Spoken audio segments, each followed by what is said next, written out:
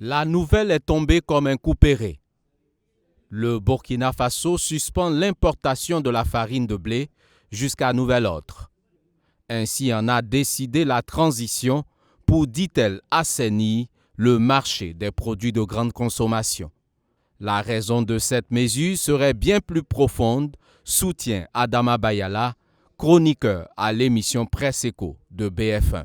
Il apparaît, selon les responsables en charge du ministère du Commerce, que de 2020 à nos jours, l'importation de la farine de blé a baissé de 65%.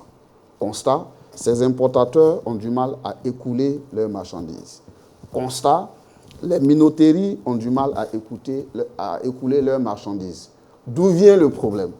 Il apparaît que le problème viendrait de la farine de blé importée frauduleusement sur le territoire national par des acteurs qui ne payent pas les taxes, qui ne payent pas les impôts, qui ne payent pas les droits des douanes.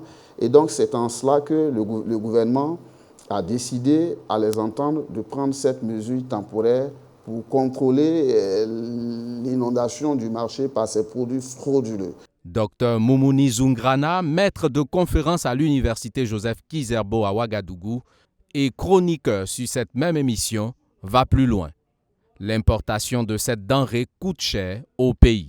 Ce que les gens n'ont pas dit, ne serait-ce que la farine, ça fait 56 milliards de francs CFA par an. Rien que la farine, c'est même pour les produits dérivés. Alors que nous avons cette possibilité de produire le blé sur notre territoire. Et je vous rappelle que, je vous l'ai dit la dernière fois, quand il y a un problème dans la société, confiez ça aux chercheurs et vous trouvez la solution. C'est pourquoi le gouvernement a lancé pour cette campagne agricole 2023-2024 un essai de production de 250 tonnes de blé sur une superficie de 125 hectares. Un projet porté par l'INERA, Institut de l'environnement et de recherche agricole, qui s'est engagé à produire 10 tonnes de semences de blé pour la circonstance. Ali Nana, analyste politique, apprécie cette initiative certes, mais émet quelques inquiétudes. Et le plus important, c'est le consommateur final. Il ne faut pas que cela soit de nature effectivement à compromettre les intérêts ou les acquis du consommateur final qui souffre déjà parce que effectivement sur le plan du panier de la ménagère, on sait ce qui se passe au Burkina Faso. Le pouvoir d'achat est à plat. Si, à en croire ces intervenants sur ce plateau, la mesure est censée lutter contre la fraude dans ce secteur, une interrogation demeure cependant pour Adama Bayala.